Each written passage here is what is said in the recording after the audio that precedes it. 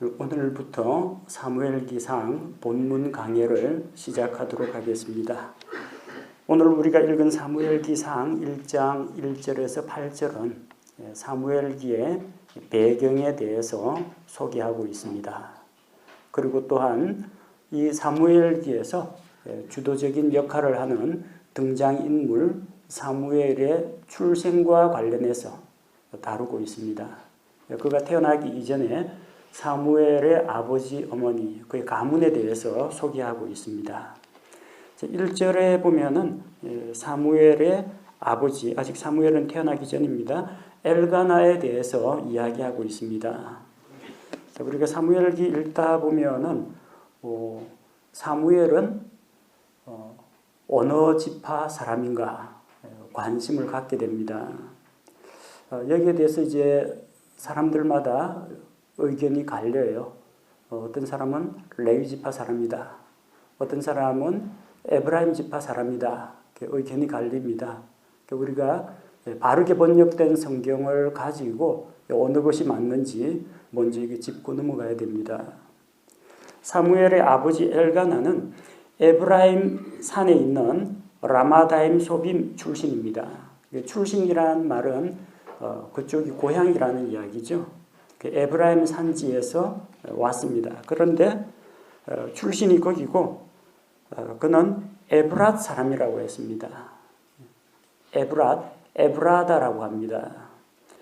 고향은 에브라임 지파의 산지에 있는 도시인데 실제로 그가 살고 활동하는 무대는 유다 지파에 속한 에브랏입니다. 에브라다 이 이름 아마 여러분 들어보았을 겁니다. 창세기 48장 7절을 보면은 내가 거기서 그녀를 에브랏 길에 묻었는데 그곳은 곧 베들레헴이니라. 누가 누구를 묻었어요? 야곱이 사랑하는 아내 라헬을 에브랏 길에 묻었다고 했습니다. 근데 그 에브랏은 곧 베들레헴입니다. 여러분이 에브랏이 어느 집한지 잘 모르지만 베들레헴은 잘 알 거예요. 유대 땅 베들레헴에서 예수님이 나셨다는 거 알고 계시죠? 유다 지파에 속한 베들레헴입니다. 에브랏은 유다에 속해 있습니다. 우리가 지난번에 룻기 공부할 때 살펴보았죠. 룻기 1장 2절에 그 엘리멜렉이라는 사람이 나오는데 그 엘리멜렉 가족은 베들레헴 유다의 에브랏 사람들이라. 유다 지파 그리고 베들레헴 유다 지파에 속한 베들레헴 곧 에브랏입니다. 자, 그래서 엘가나라는 사람은 본래 고향은 에브라임 산지고 지금 살고 있는 곳은 에브랏 사람이라고 했습니다. 그러면 그의 고향 출신지 말고 그의 혈통 가계 그가 속한 지파는 어느 지파인가? 개역 성경으로 보면 사무엘기 3장 1장 사무엘상 1장 1절이 이렇게 되어 있습니다. 에브라임 산지 라마다임 소빔에 에브라임 사람 엘가나라 하는 자가 있으니 그는 여로함의 아들이요 엘리우의 손자요 도후의 증손이요 숲의 현손이더라. 개역에는 에브라임 사람이라고 되어 있습니다. 우리 킹제임스 성경에는 에브라임 산지 출신인데 베들레헴 에브랏에 사는 사람이라고 되어 있어요. 근데 개역으로 읽으면 에브라임 사람 하니까 에브라임 지파 사람이라고 생각해 버리기가 쉽다는 겁니다.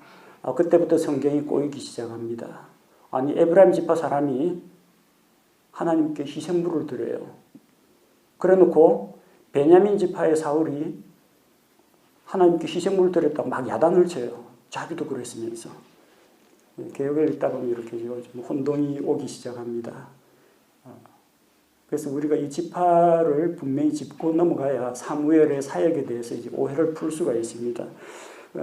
그 사무엘의 아버지는 에브라임 사람이 아닙니다. 에브라임 산지에서 왔는데 유다 베들레헴 에브랏에 살고 있는 레위 사람이라는 겁니다. 에브라임 산지 출신이라고 다 에브라임 지파 사람은 아닙니다. 베들레헴 유다에 산다고 다 유다 지파 사람은 아닙니다. 여러분 미국에 살고 있으면 전부 다 미국 사람입니까? 그쪽에는 아시안 계열도 있고요. 아프리카에서 온 사람들도 얼마든지 있을 수 있다는 겁니다. 그러니까 어느 고향 출신이냐 하고 어느 혈통, 어느 가게에 속했느냐는 조금 우리가 별도로 생각할 필요가 있다는 겁니다. 왜냐 하면은 대부분의 사람들은 이스라엘은 자기 지파에 속한 땅에서 생활합니다. 근데 예외가 있어요. 전국구가 있어요. 전국이 다 흩어져 사는 사람들이 있습니다. 물론 이제 뭐 예루살렘 성전이나 실로의 성막이 대부분이 모여 있겠지만 레위 사람들은 별도로 그 지파에 속한 땅이 없습니다. 대신에 각 지파에서 레위인들의 성읍, 레위인들의 도시들을 내어주도록 되어 있습니다. 유다 지파에 가도 레위 사람들이 사는 그런 도시, 마을이 있고 에브라임 지파에 가더라도 거기에도 레위 지파 사람들을 위해서 분배해 준 땅은 이제 에브라임 지파지만 레위 사람들이 거주하도록 한 그런 도시들이 있습니다. 왜 그렇게 하느냐면 하나님의 율법의 말씀을 이스라엘 사람들에게 가르쳐야 되는데 레위 지파가 전부 다 땅을 얻어가지고 레위 지파 땅에 가 있으면요. 백성들이 성경, 율법의 말씀 그리고 거룩한 것과 부정한 것을 판단할 때 누구한테 물어봅니까? 전부 다 레위 지파의 땅으로 찾아가야 됩니다. 문제죠. 그래서 하나님께서는 레위 지파 사람들은 별도로 독립된 지파의 땅을 주지 않고 이스라엘 전역이 흩어져 살도록 했습니다. 에브라임에 살 수도 있고 베들레헴 에브라다에 살 수도 있습니다. 레위 지파 사람들은 예외입니다. 만약에 이 사무엘의 아버지 엘가나가 에브라임 사람이라고 하면은 사무엘도 에브라임 지파 사람이 되겠죠. 그럼 에브라임 지파 사람은 하나님께 희생물을 드리지 못합니다. 그걸 레위 사람이 해야 됩니다. 그래서 우리가 사무엘기 조금 더 읽다 보면요, 사울이 블레셋과 전쟁을 하는데 사무엘이 자기하고 약속한 시간에 제때 빨리 오지 않으니까 마음이 조급해져 가지고 베냐민 지파의 사울 왕이 직접 번제 희생물을 드려버립니다. 사무엘이 도착해 가지고 왕이 도대체 무슨 짓을 한 것이냐고 하면서 막 야단을 치죠. 하나님께 희생물 드리는 것은 레위 사람이 아닌 베냐민 지파나 에브라임 지파에서 드리면 안 되는 거기 때문입니다. 자, 그래서 이제 엘가나와 사무엘은 레위 지파 사람이다. 성경을 통해서 확인해 보도록 하겠습니다. 우리 1장 1절에 보니까 족보가 나오죠. 사무엘의 아버지 엘가나가 있고 그는 여로함의 아들이요 엘리우의 손자요 도후의 증손이요 수베 사대손이더라. 요거 기억해 두십시오. 역대기상 6장 27절 28절 보면 역대기상 6장 27절 28절 보면은 그의 아들은 엘리압이요 그의 아들은 여로함이요 그의 아들은 엘가나며. 자, 엘리압, 여로함, 엘가나. 그 다음에 누가 나와요? 사무엘의 아들들은 맏아들 바스니와 아비야며 엘가나 밑에 사무엘, 사무엘 밑에 아비야. 사무엘이 나중에 자기가 늙었을 때 자기 두 아들을 이스라엘의 사사로 세우죠. 그 두 아들들의 이름이 사무엘기상 8장 2절에 보니까 이제 그의 맏아들의 이름은 요엘이요 둘째 아들의 이름은 아비야더라. 그 중에 아비야라는 이름이 여기 나와 있습니다. 성경에 비슷비슷한 이름이 많이 나오지만 이렇게 4대 5대씩 이름이 정확하게 맞아떨어지는 것은 이게 바로 그 사람이라는 이야기예요. 사무엘의 족보 이야기입니다. 자, 그래서 조금 더 대조를 해보면요. 역대기상 6장 34절에서 35절까지 보면 스무엘은 엘가나의 아들이요. 여기는 스무엘, 사무엘, 세무엘 같은 이름입니다.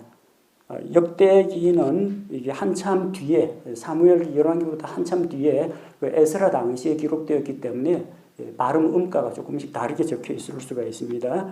스무엘은 엘가나의 아들이요, 엘가나는 여로함의 아들이요, 여로함은 엘리엘의 아들이요, 엘리엘은 도아의 아들이요, 도아는 숲의 아들이요. 이거 사무엘기상 1장 1절하고 같지 않습니까? 위에 그 조상 때부터 보면 숲, 도아, 한쪽은 도아라고 하나는 도후라고 했죠. 그 다음에 엘리엘, 엘리후, 여로함, 엘가나, 스무엘, 세무엘, 사무엘 같은 이름입니다. 그리고 앞쪽에 제가 요엘이라고 적었는데 그거는 33절 끝에 보면 나와요. 요엘은 스무엘의 아들이요.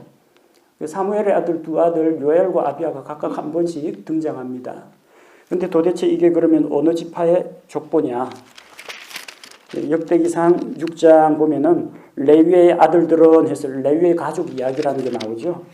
그 다음에 역대기상 6장 38절을 보니까 고라는 이스할의 아들이요, 이스할은 고핫의 아들이요, 고핫은 레위의 아들이요, 레위는 이스라엘의 아들이더라. 야곱의 12아들 가운데 레위 지파 가문의 족보를 기록했다는 겁니다. 여기에 사무엘 이름도 나오고 아버지 엘가나 이름도 나와요. 자, 그러면은 사무엘은 에브라임 지파 사람이 아니라 레위 지파 사람이다. 그러니까 성전에서 섬기는 일도 하고 하나님께 희생 헌물을 드리는 일도 할 수 있다는 겁니다. 별로 중요하지 않은 족보 이야기를 왜 이야기하느냐. 이거 정확하게 짚고 넘어가지 않으면 나중에 사무엘이 하나님께 희생 헌물 드리는 게 하나도 이해가 안 됩니다. 레위 사람도 아니면서 왜 자기는 희생물을 드리느냐. 그런 오해가 빚어질 수 있기 때문에 그의 가문에 대해서 살펴보았습니다.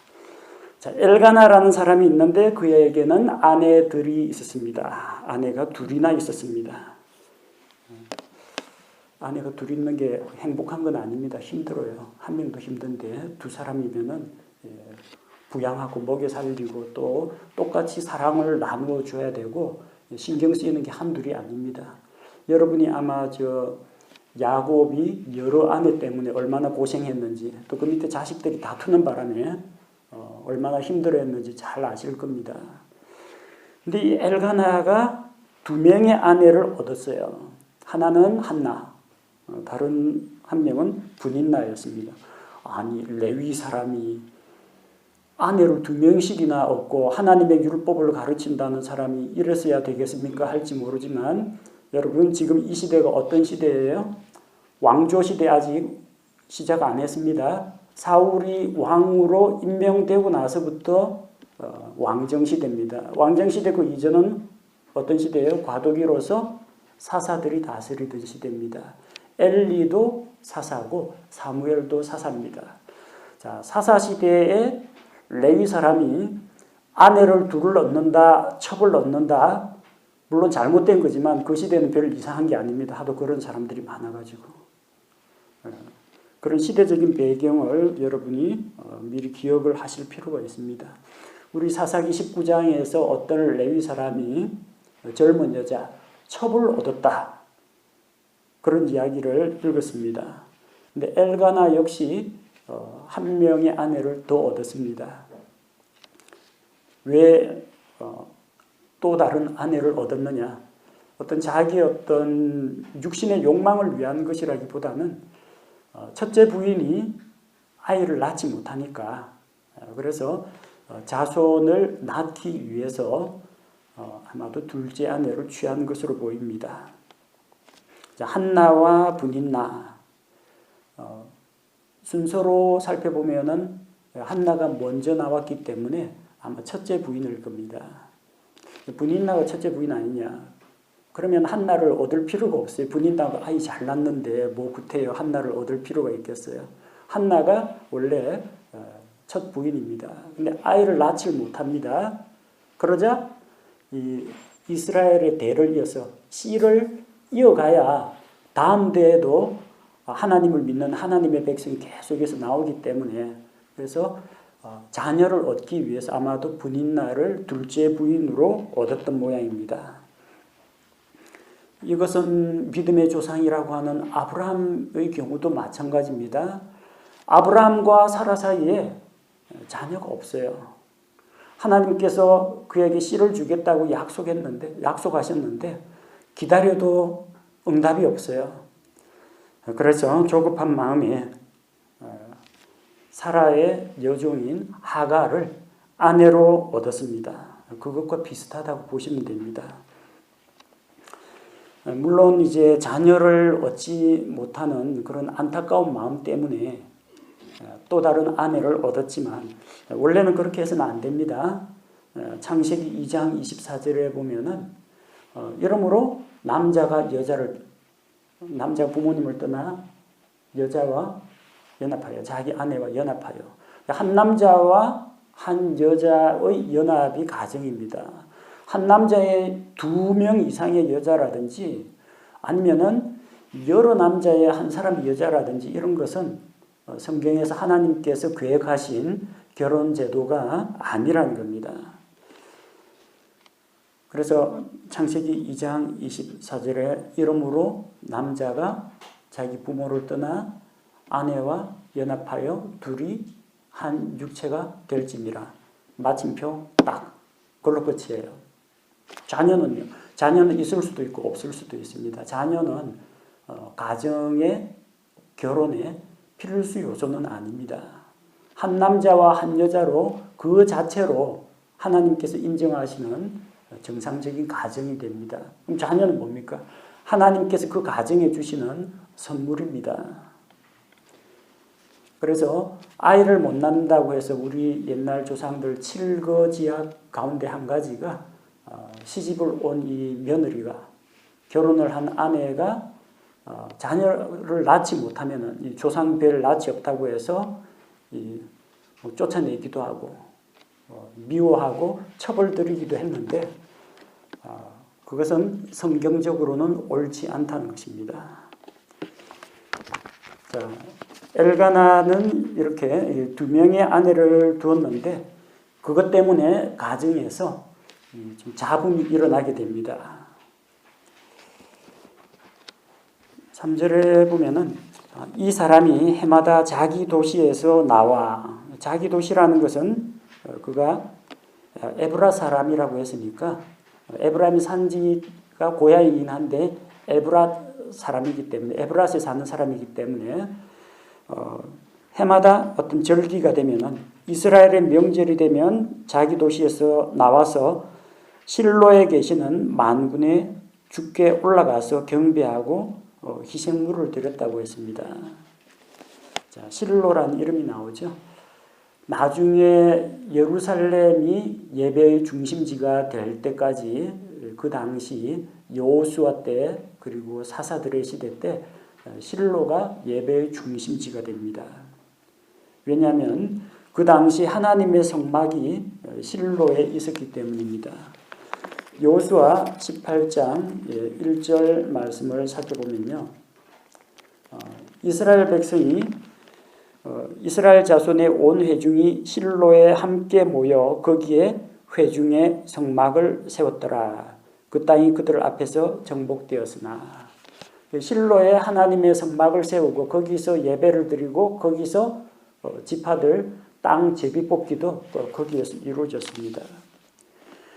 사사기 21장 19절에 보니까 거기에도 역시 실로에서 주의 명절을 지키러 주의 명절을 지키는 행사가 있는데 여자들이 이제 포도원에 춤추러 나올 것이다. 베냐민 지파 사람들에게 아내를 얻어주는 그 계책을 이야기할 때 실로에서 주의 명절을 지킨다고 했어요.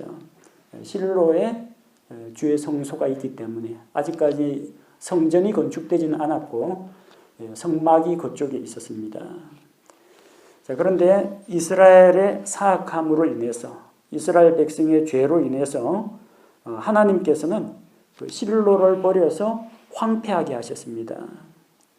시편 78편 60절에도 사람이 손으로 지은 그 실로의 성소를 하나님께서 버리셨다고 했고 예레미야 대언자가 예레미야 7장 12절에 보면 12절에서 14절에 보면요.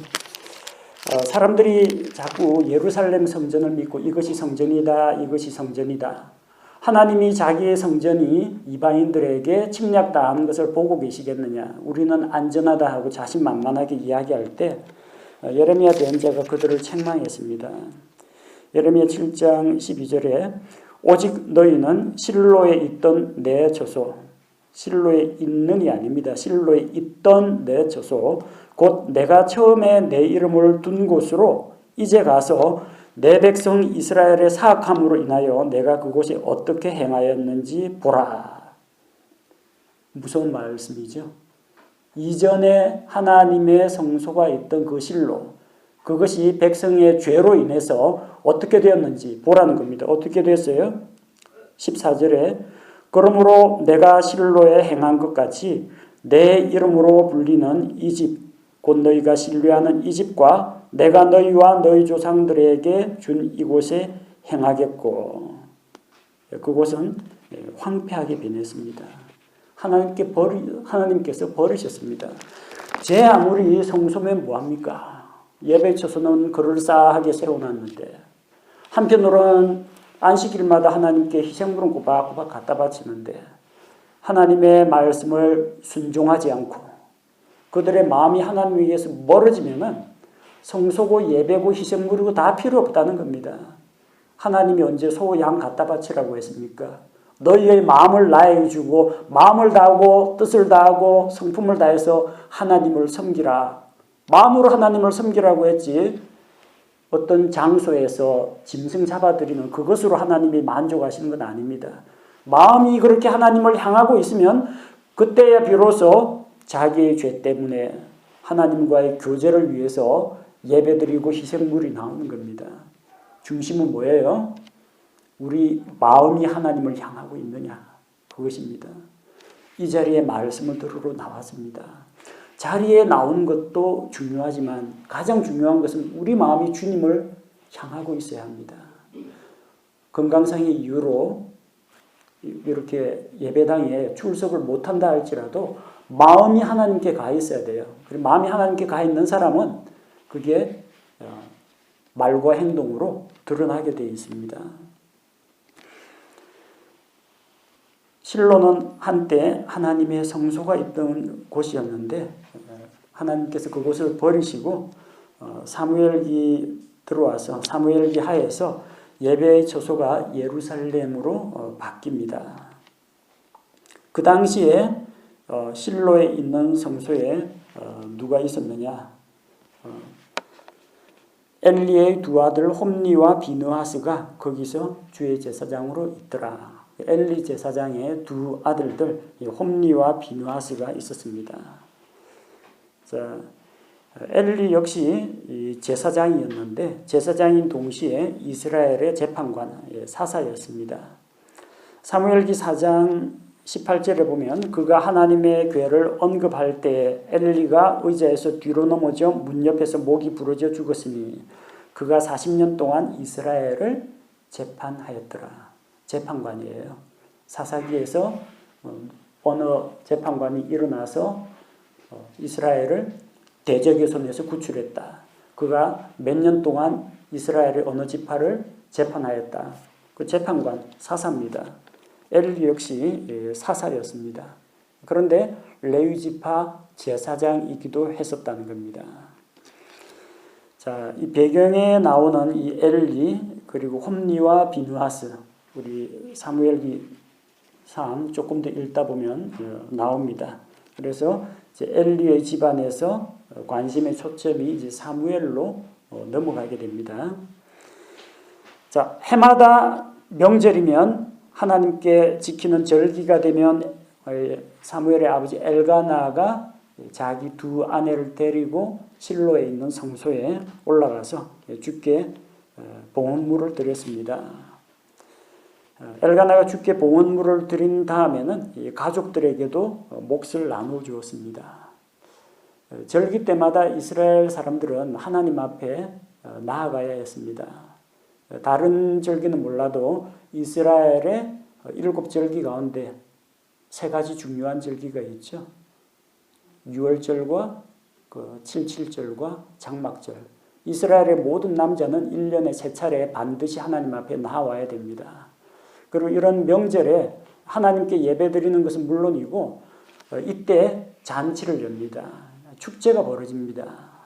그래서 그때가 되면은 자기 가족들을 데리고 하나님께서 지정하신 장소에 가서 가족과 함께 즐거워하면서 음식을 먹고 즐깁니다.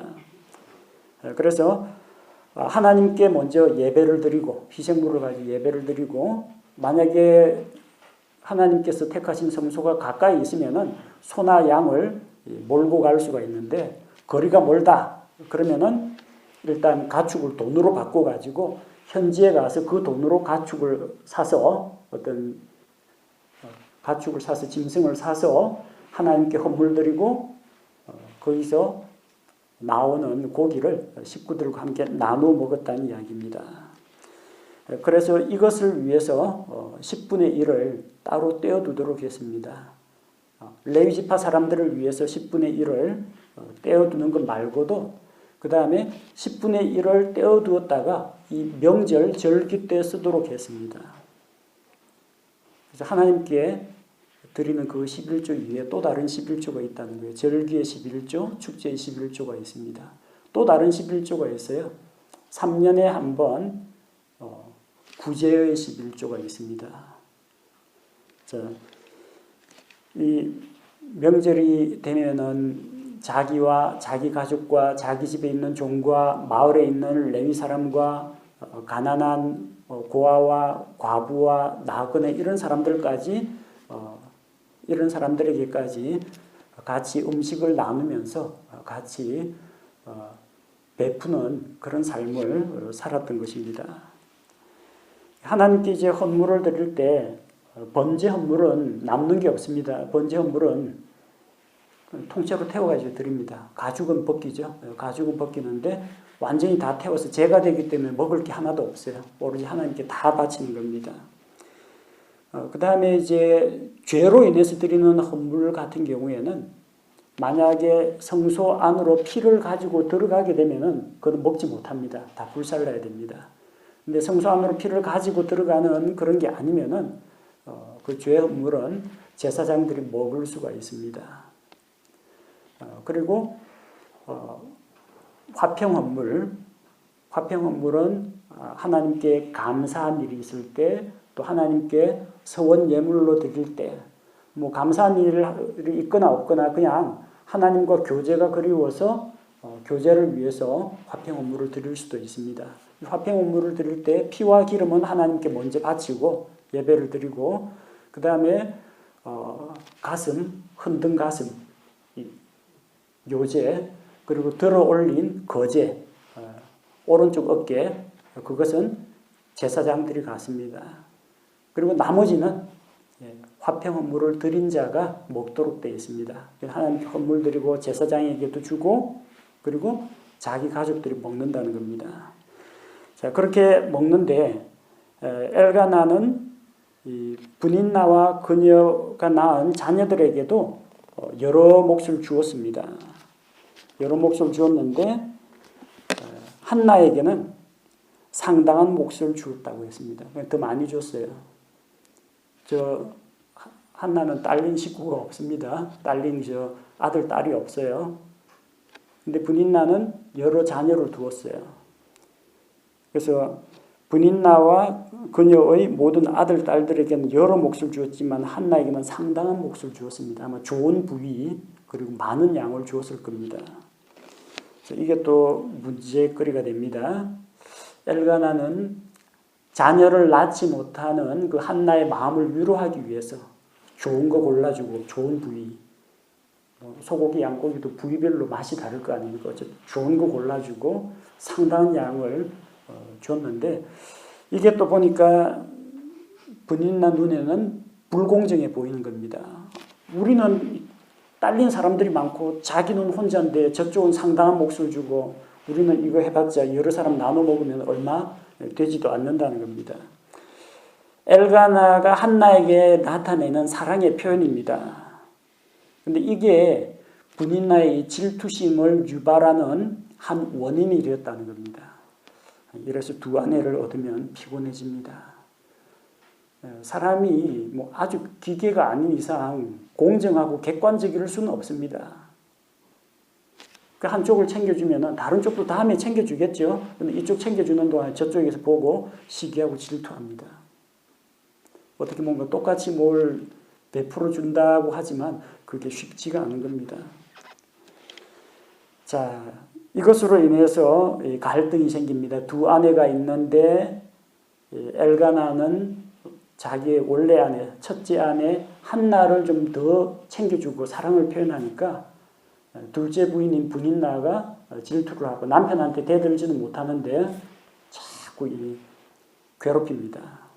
한나를 조롱하고 괴롭힙니다. 그 대적이 한나를 자극해서 격동시킨다는 겁니다. 주께서 한나의 태를 닫으셨기 때문에 한나는 아이를 갖지 못했습니다. 그로 인해서 한나가 괴로워합니다. 브닌나가 자꾸 한나를 자극하니까요. 브닌나가 뭘 갖고 괴롭히느냐 하면은 자식을 낳지 못하는 그 약점을 공격합니다. 주께서 한나의 태를 닫으신 것으로 그녀를 공격합니다. 이스라엘 백성은 다산, 자녀를 많이 낳는 것은 하나님께서 주시는 복으로 생각했습니다. 반면에 자녀를 낳지 못하는 것은 몸에 어떤 질병이나 장애가 있거나 아니면 하나님의 저주를 받은 것으로 생각했습니다. 그걸로 이제 정죄하는 거죠. 너 문제 있는 여자야. 우리나라에서 말한 것처럼 석녀라고 그러죠. 자녀를 낳지 못하는. 그래서 여자로서의 가치가 없다. 그런 식으로 매도하면서 공격하는 겁니다. 자, 이게 하루 이틀이 아닙니다. 7절에 보니까 그녀가 주의 집에 올라갈 때 해마다 그가 그와 같이 함으로 브닌나가 그녀를 자극하니라. 브닌나가 한나를 자극하니라. 왜요? 그가 그와 같이 함으로. 누가 뭘 어쨌다고요? 엘가나가 그렇게 함으로. 엘가나가 한나에게 신경 써주고 한나를 챙겨주고 한나에게 사랑 표현을 함으로 브닌나가 한나를 자극했다는 겁니다. 자, 이걸 보면은 한나가 공격받은 데는 두 가지 이유가 있어요. 한 가지는 자녀를 낳지 못한다는 이런 약점, 그것 때문이고 또 하나는 엘가나 때문이에요. 남편이 딴에는 신경 써준다고 했는데 그게 눈에 띄게 신경을 써주니까 브닌나가 서운한 마음에 남편한테는 공격을 못하고 자꾸 브닌나가 한나를 공격하는 겁니다. 여러분, 자녀들 문제도 마찬가지입니다. 외동 아들, 외동 딸일 경우에는 편애라는 게 없이 한 아들, 한 딸에게 모든 걸 몰아주겠지만 아들, 딸이 두세 명 되다 보면요. 편애는 아닌데 부모 마음에 자기는 편애한다 생각은 절대 안 합니다. 근데 그 중에 또 그래도 누가 좀 칭찬 들을 일 하는 애가 있고 또 상대적으로 조금 부모의 기대에 어긋나는 자녀가 있을 수 있잖아요. 부모가 말을 안 해도 자기들끼리 비교가 됩니다. 그리고 부모 눈에는 이쁜 자식이 또 눈에 들어와요. 혹은 나이 어린 애가 조금 더 신경이 많이 쓰입니다. 관심이 더 갑니다. 또 똑같은 자녀라고 하는데 어떤 자녀가 조금 아프거나 신체적으로 어떤 장애가 있으면 그쪽에 더 신경을 많이 씁니다. 절대 똑같이 n분의 1로 사랑을 나눠줄 수가 없어요. 신경이 많이 가고 관심이 많이 가는 자식이 있기 마련입니다. 그런데 자녀들 간에 어떤 다툼이나 이 분쟁이 일어나는 이유도 편애 때문에 그렇습니다. 야곱과 에서를 보십시오. 이삭과 리브가가 부모로서 똑같이 내 아들을 한날 한시에 낳은 쌍둥이 아들 이러지만 좋아하는 아들 따로 있어요. 아버지는 듬직한 에서를 좋아하고 엄마는 집안에 잘 붙어있는 야곱을 더 좋아합니다. 자녀 문제도 마찬가지고 여기 엘가나 역시 마찬가지입니다. 편애 때문입니다. 엘가나가 두 아내 가운데 한나에게 더 많은 사랑을 표현하고 관심을 표현하니까 브닌나가 세민한 겁니다. 그 때문에 한나가 울고 음식을 먹지 않습니다. 음식이 넘어가지 않는 거죠. 자, 그래서 8절에 엘가나가 한나를 따내는 달래려고 합니다. 이에 그녀의 남편 엘가나가 그녀에게 이르되 한나여 어찌하여 우느냐. 어찌하여 우는지 몰라서 묻습니까? 어찌하여 먹지 아니하느냐? 어찌하여 당신의 마음이 괴로우냐? 어찌하여 그런지는 누구보다도 자기가 잘 알고 있어요.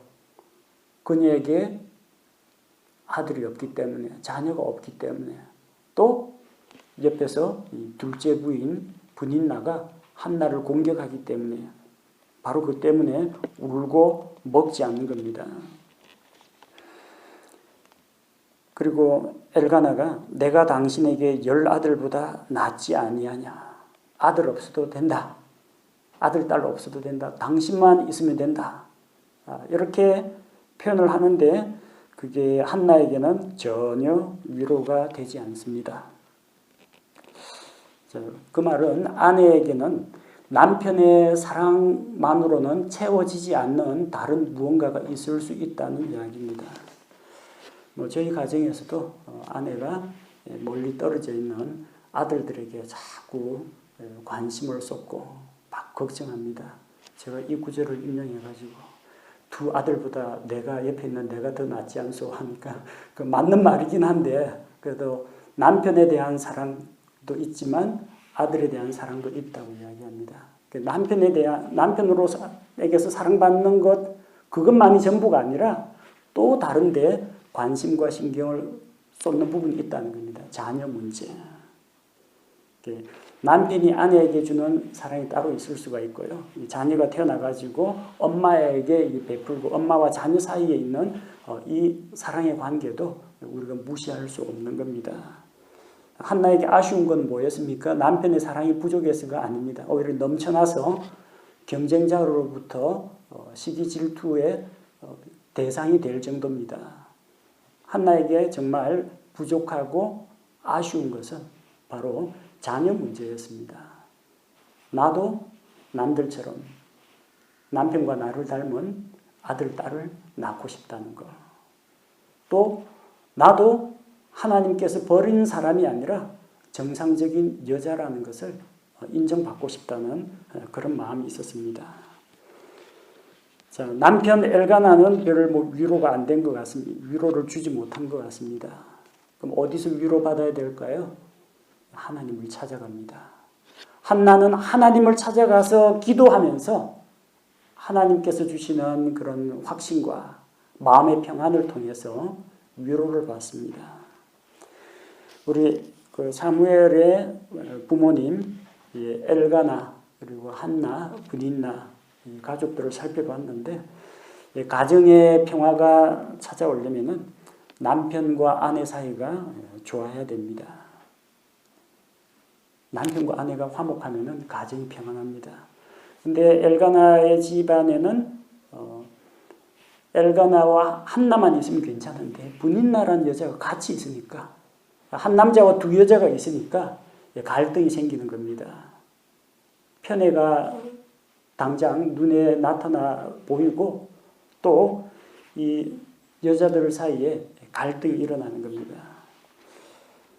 시기와 질투, 다툼이 있는 가정은 평안하지 못합니다. 견고하게 서지 못합니다. 그리고 바로 자녀가 없음으로 인해서 괴로워하고 또 조롱과 핍박의 대상이 된 그 한나. 남편도 그녀를 위로하지 못했습니다. 남편이 좋은 음식 자기에게 줘도 음식이 넘어가지 않습니다. 어떻게 이 한나의 마음이 평안을 얻을 수 있겠습니까? 고린도후서 1장 4절 말씀처럼 모든 위로의 하나님, 우리를 위로하시는 하나님으로부터 위로가 찾아옵니다. 사람들이 나를 몰라주고 남들에게 말하지 못할 답답하고 억울하고 해결 못한 그런 사정이 있을 때 아무도 도움이 되지 못하고 위로가 되지 못할 때 바로 그때가 하나님께 나아가서 기도해야 할 때라는 것을 기억하시기 바랍니다.